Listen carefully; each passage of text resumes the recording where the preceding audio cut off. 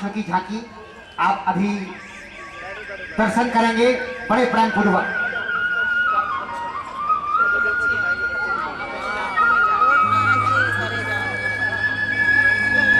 कृष्ण सुदामा की मित्रता बड़ा सुंदर व्यास जी के द्वारा आपने पढ़ के सुना। तो गरीबी से बुरा हाल धर्म पत्नी के बार बार कहने पर सुदामा ना चाहते हुए अपने बचपन के मित्र कृष्ण से मिलने चला। द्वारकाधीश के महलों के अंदर जाने का प्रयास किया तो द्वारपालों ने रोका। किधर जाता है? सुदामा ने प्रार्थना की, ऐ द्वारपालो। कौन है? कृष्ण है?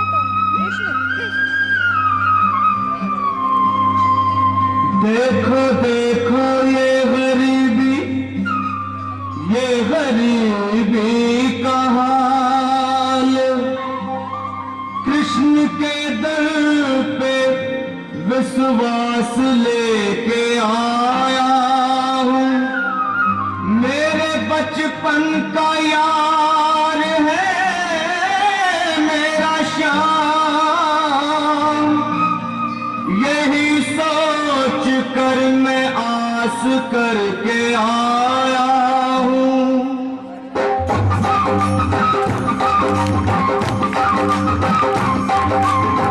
अरे द्वारपालो कन्हैया से कह दो, अरे द्वारपालो कन्हैया से कह दो कि दर पे सुदामा गरीब आ गया है।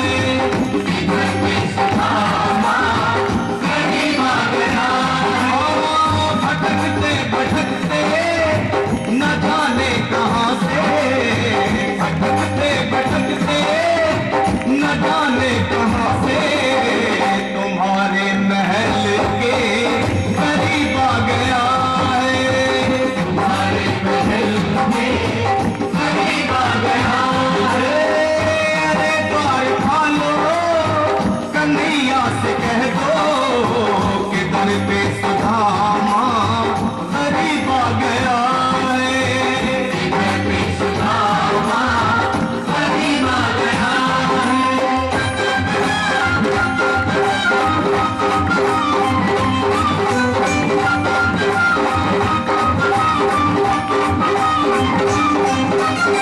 न सर पे है पगड़ी न तन पे है जामा, बता दो कन्हैया को नाम है सुदामा। बता दो कन्हैया को नाम है सुदामा। बता दो कन्हैया को नाम है सुदामा। न सर पे है पगड़ी न तन पे है जामा, बता दो कन्हैया को नाम है सुदामा। न सर पे है पगड़ी न तन पे है जामा, बता दो कन्हैया को नाम है सुदामा। बता दो कन्हैया को नाम है सुदामा। एक बार मोहन से जा करके कह दो, तुम एक बार मोहन से जा करके कह दो कि मिलने सखावत नसीब आ गया है। मिलने सखावत नसीब आ गया है।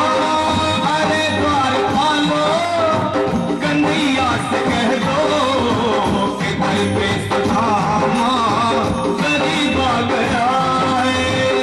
दर पे सुदामा गरीब आ गया है।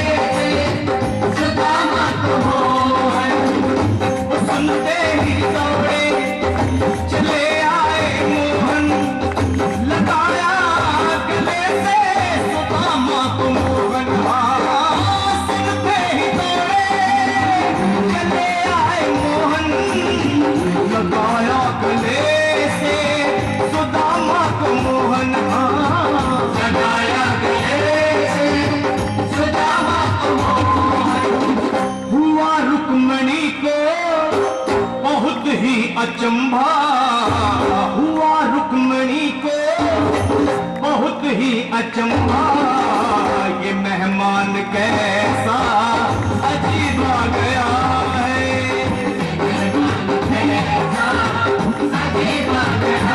हाँ, हुआ रुक्मणी को बहुत ही अचंभा, ये मेहमान कैसा अजीब आ गया है, मेहमान कैसा अजीब आ गया है।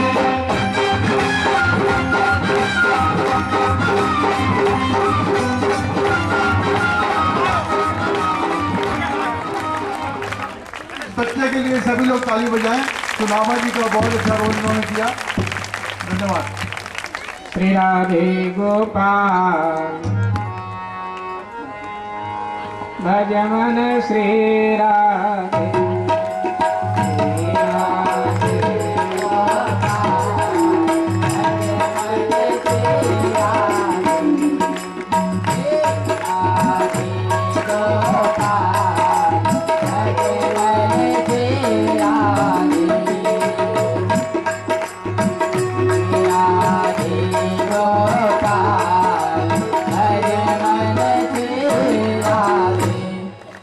इस प्रकार से सुखदेव जी महाराज ने संपूर्ण श्रीमद् भागवत कथा परीक्षित से करी और कहा, राजन आज 7वां दिन है, तक्षक के आने का समय हो चुका है, लेकिन जब तक मैं यहाँ विद्यमान रहूंगा तक्षक आने का साहस नहीं करना, और अगर आया तो मेरी ब्रह्म दृष्टि पड़ते ही जल जाएगा, इसलिए अब मैं जाऊंगा। अंतरिक्ष में देखिए भगवान श्री कृष्ण तुम्हें लेने आए, और जब परीक्षित ने अंतरिक्ष में देखा तो भगवान श्री कृष्ण विमान लिए खड़े हैं कि परीक्षित आओ, मैं तुम्हें अपने धाम ले चलता हूं। परीक्षित महाराज ने सुखदेव जी महाराज का पूजन किया। सुखदेव जी महाराज व्यास गद्दी छोड़कर उत्तराखंड की ओर चले गए। सबने सुखदेव जी को प्रणाम किया तो सुखदेव जी विदा हो रहे हैं। आइए हम सब भी प्रणाम करेंगे चांद पत्तियों में भाव श्रद्धा से। हरि कथा सुनाने वाले तुमको लाखों प्रणाम, हरि कथा सुनाने वाले तुमको लाखों प्रणाम, हरि कथा सुनाने वाले तुमको लाखों प्रणाम, हरि कथा सुनाने वाले तुमको लाखों प्रणाम, हो व्यथा मिटाने वाले तुमको लाखों प्रणाम, और व्यथा मिटाने वाले तुमको लाखों प्रणाम, श्री कृष्ण मिलाने वाले तुमको लाखों प्रणाम, हे कृष्ण मिलाने वाले तुमको लाखों प्रणाम, हो पार लगाने वाले तुमको लाखों प्रणाम, भोपाल लगाने वाले तुमको लाखों प्रणाम, हरि कथा सुनाने वाले तुमको लाखों प्रणाम, हरि कथा सुनाने वाले तुमको लाखों प्रणाम,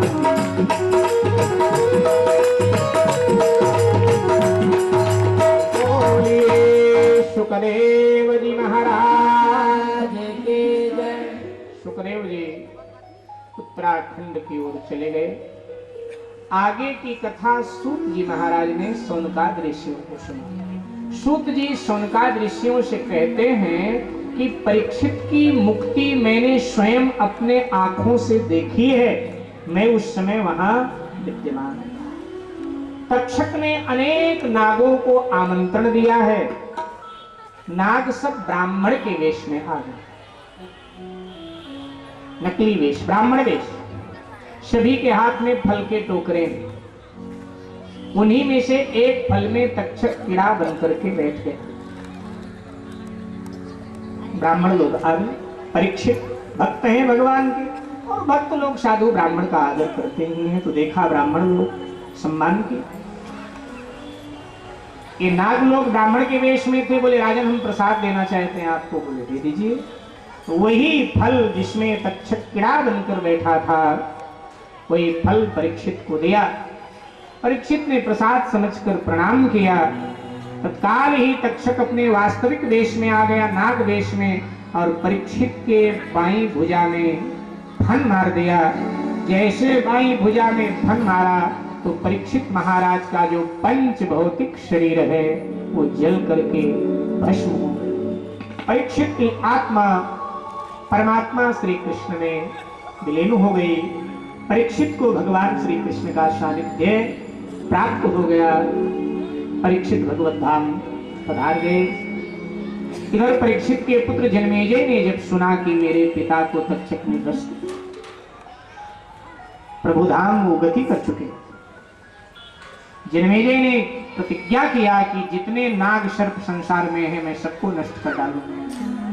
उत्तंक नाम के आचार्य से पूछा कोई ऐसा उपाय है आपके पास, कोई ऐसी विद्या? उत्तंक ने कहा हाँ, सर्प यज्ञ करना पड़ेगा। जब मैं आकर्षण मंत्र पढ़ूंगा तो सर्प नाग सब आकर्षित होकर आकर यज्ञ कुंड में गिरेंगे, साफ जल जाएंगे। सुखताल में गंगा के तट पर इस यज्ञ का आयोजन हुआ। मंत्र प्रयोग होने लगा, नाग सर्प आदि आकर गिरने लगे, जलने लगे। वातावरण सारा दूषित होने लगा, बदबू फैलने लगी, आकाश काला काला हो गया, संसार में लोग घुटन महसूस कर रहे। लेकिन अभी तक्षक नहीं। जन्मेजय ने कहा हमारा प्रमुख शत्रु तो आया नहीं, कहाँ है? उत्तंक ने कहा ध्यान से देखता हूं, ध्यान दृष्टि से। और जब ध्यान किया तो देखा इंद्र के सिंहासन के पाए में लिपटा हुआ, इंद्र के संरक्षण। कहा कि महाराज अगर मैं आकर्षण मंत्र का उच्चारण करता हूं तो इंद्र सहित तक्षक गिरेंगे यज्ञ कुंड में, इंद्र भी जल जाएगा, देवताओं का राजा भी जलेगा, क्या करें? बोले आप मंत्र का प्रयोग करो। और जब मंत्र का प्रयोग आचार्य ने किया तो इंद्र सहित तक्षक खींचने लगे, आकर्षित होकर खींचने लगे सुखताल की ओर, यज्ञ स्थल की ओर। भयभीत इंद्र बृहस्पति की शरण में गया। बृहस्पति जी ने कहा मैं तुम्हारी रक्षा नहीं कर सकता, असमर्थ हूं। आस्तिक ऋषि की शरण में जाओ, आस्तिक जन्मेजय का गुरु है, जन्मेजय वही करेगा जो आस्तिक कहेगा, और आस्तिक संत है वो जरूर रक्षा करेगा। आस्तिक के शरण में इंद्र तक्षक को लेकर गया। तक्षक ने बड़ा अनुनय विनय किया। आस्तिक ने कहा मैं जा रहा हूं जन्मेजय के पास। आस्तिक जन्मेजय के यज्ञ मंडप में पधारे। जन्मेजय ने देखा गुरुदेव आए हैं, प्रणाम किए। कैसे आए? आस्तिक ने कहा जन्मेजय इस यज्ञ को यहीं बंद कर। प्राचीन काल में गुरु की आज्ञा अंतिम आज्ञा होती थी। जब गुरु बोल दे तो पर शिष्य को कुछ आगे नहीं बोलना पड़ता था, उसका बोलना उचित नहीं माना जाता था, फिर गुरु आज्ञा का पालन ही उचित माना जाता था। तो जैसे गुरु ने आज्ञा दिया, जन्मेजय ने उत्तंक आचार्य से कहा महाराज यज्ञ बंद कर दो, नहीं करना यज्ञ बंद हो। आस्तिक ने कहा कि आपके पिता ने भूल से अपमान किया था एक ब्राह्मण का, श्रृंगी ने श्राप दिया, वो सत्य होना, मृत्यु तो अनिवार्य है, सबकी होती, तुम्हारे पिता की भी, लेकिन उन्हें कृष्ण धाम की प्राप्ति हुई, भगवत धाम की प्राप्ति हुई, वैकुंठ की प्राप्ति हुई। भागवत कथा सुन करके उन्होंने मरने से पहले ही वो मुक्त हो चुके थे, उन्होंने मुक्ति प्राप्त कर। तुमने निरपराध सर्पों को जलवा दिया, नागों को जलवा। जन्मेजय क्षमा प्रार्थना करके हस्तिनापुर आ गए। इधर तक्षक ने आस्तिक ऋषि से कहा कि ईश्वर आपने हमारे प्राणों की रक्षा किया है, मैं आपको वचन देता हूं जहां भी हमारे वंशजों से किसी को भय हो, खतरा हो, वो आपके नाम का उच्चारण करेंगे, आस्तिक आस्तिक आस्तिक, तो हमारे वंशज वहां से चले जाएंगे, उससे डसेंगे नहीं, ये मैं आपको वचन देता हूं। कहते हैं कि आज भी आस्तिक आस्तिक का उच्चारण सुनते ही सर्प वहां से हट जाता है, दस्ता नहीं। अपने पूर्वज पर किए गए उपकार को वो मान रहा है। हमसे आपसे अच्छा ही, हम लोग तो किसी का उपकार ही नहीं मानते। पुत्र पिता का उपकार नहीं मानता, माता का उपकार नहीं मानता, पत्नी पति का उपकार नहीं मानती, भाई भाई का उपकार नहीं मानता, कोई किसी का उपकार ही नहीं मानता। लेकिन सर्प आज भी अपने पूर्वज पर किए गए उपकार को मानता है। कहते हैं आस्तिक आस्तिक जोर जोर से बोला जाए, सर्प वहां से हट जाएगा, रास्ता बदल देगा। वो उस बात को मानता है। शुक जी महाराज ने नैमिषारण्य तीर्थ में समस्त कथा शौनकाद ऋषियों को कही। सुखदेव जी ने कथा को विश्राम दिया। सूत जी महाराज ने भी नैमिषारण्य तीर्थ में इस पतित पावनी कलिमल विनाशिनी कथा को विश्राम दिया। और यहाँ भी ये कथा विश्राम की ओर है। श्री दुर्गा माता मंदिर के वार्षिक उत्सव के उपलक्ष्य में ये कथा यहाँ आई। आप सबके पावन संकल्प से, संकल्प पावन हो, प्रभु पूर्ण किया। संकल्प आपका पावन था, प्रभु ने पूर्ण किया। भगवती जगदम्बा की छत्र छाया में कथा कही गई और ऐसा प्रतीत हुआ, आप सबको भी लगा होगा कि मानो भगवती जगदम्बा अपने गोद में बिठा करके कथा सुनवा रही है और कथा करवा रही अपने गोद में। जैसे माँ के गोद में बालक बैठता है तो कितने आनंद में होता है। और ये दुर्गा मंदिर है, माँ के नाम से है, तो माँ ने भी पूरी कृपा बरकरार रखी। सभी उत्सव भी बड़े आनंद से हुए और आज निर्विघ्न भगवती जगदम्बा की कृपा से ये कथा पूर्णता माँ है। और माँ तो हमेशा पुत्र के पूर्णता में सहायक रहती ही है जगदम्बा। एक विचार अभी कार्य के रूप में परिणित नहीं हुआ, कब होगा ये भी नहीं पता है। अभी पिछले दिनों नवरात्रि में एक विचार आया हृदय में, आप सब भक्त हैं इसलिए बताना चाहता हूं, और कोई बात नहीं। हमारे 108 शक्तिपीठ है। शक्तिपीठ जहां सती जी की अस्थियां गिरी थी, आप सबको पता है। 108 देवी भागवत में, तंत्र चूड़ामणि में, गोरख पुराण में उनका वर्णन है। लेकिन अब हमारे पास जो हैं, यानी भारत के पास जो हैं, उनमें 51 ही है। बाकी विदेश में अफगानिस्तान, पाकिस्तान। ऐसे ही देवी भागवत कथा कहते कहते ये भाव आया कि देवी जी के जो शक्तिपीठ है वहां क्यों ना देवी भागवत की कथा गाई जाए। एक एक बार जितने शक्तिपीठ हैं हमारे देश में वहां गाई जाए। किसी भक्त ने कहा महाराज तो 51 पूरा होंगे, 108 तो हो नहीं सकता, क्या किया जाए। मैंने कहा आप क्या कहना चाहोगे। मैंने कहा फिर जो देवी के नाम से मंदिरें हों वहां कह के 108 कर लिया जाए। तो मैंने कहा ये भी ठीक है। तो ऐसा एक विचार आया। वो विचार कार्य के रूप में कब परिणित होगा वो देवी जाने।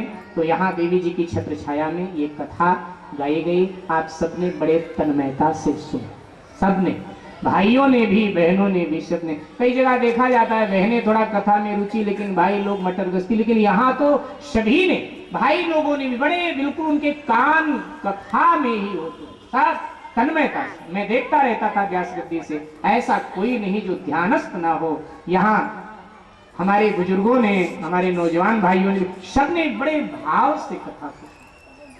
मुझे आप सबके बीच में आकर बड़ी प्रसन्नता, आनंद हुआ। हमारे बागला जी तो मुझे पता भी नहीं था, गाते भी इतना अच्छा है, बड़े भाव में। और कथा सुनते सुनते मैं देखता हूँ कोई भावुक प्रसंग होता है तो एकदम डूब जाते, उनकी आंखें बताती हैं कि ये डूब चुके।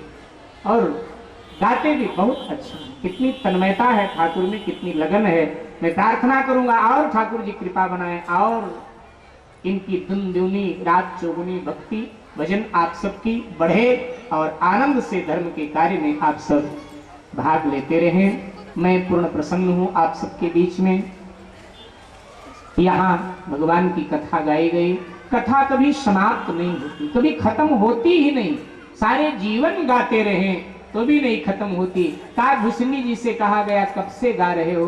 बोले यहाँ बसत मुहि सुन खग ईसा, बीते कल्प 7 और 20, मैं 27 कल्पों से गा रहा हूँ, खत्म नहीं हुई। काकभूषणी जी ने कहा नहीं खत्म हुई, कब खत्म होगी? बोले ये भी नहीं पता, बस गाए जा रहा हूँ, गाए जा रहा हूँ। भगवान की कथा खत्म नहीं होती है, उसको विश्राम एक मर्यादा में दे दिया जाता है। हरि अनंत हरि कथा अनंता, कहाँ ही सुने ही बहुविध जिन संता। तो उसी मर्यादा में कथा विश्राम की ओर है। आप सबने बड़े तन्मयता से श्रवण किया, मुझे इसके लिए आपको साधुवाद, धन्यवाद, बहुत बहुत आशीर्वाद। आप सबने ऐसा कह कर कि बहुत